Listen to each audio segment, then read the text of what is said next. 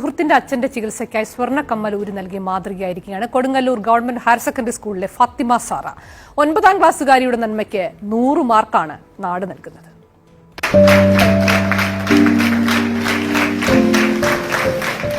അച്ഛന്റെ ശസ്ത്രക്രിയയ്ക്ക് പണമില്ലാതെ വിഷമിച്ച സുഹൃത്തിന് സ്വന്തം കമ്മലൂരി നൽകിയാണ് ഫാത്തിമ സാറ സഹായിച്ചത്.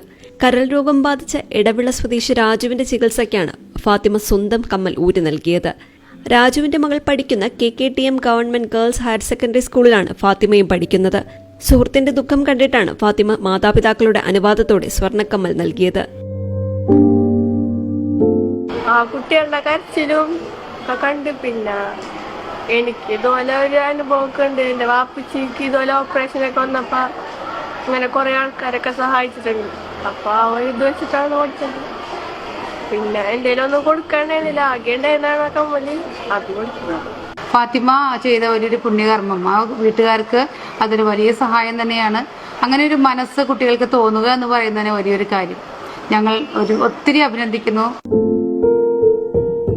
സ്കൂൾ അസംബ്ലിയിലാണ് ഫാത്തിമ പ്രധാന അധ്യാപിക ഷൈനി ആൻഡോയ്ക്ക് കമ്മൽ കൈമാറിയത്. ഫാത്തിമയുടെ നല്ല മനസ്സിനെ ചേർത്തുപിടിച്ചു അധ്യാപകരും സുഹൃത്തുക്കളും വീട്ടുകാരും.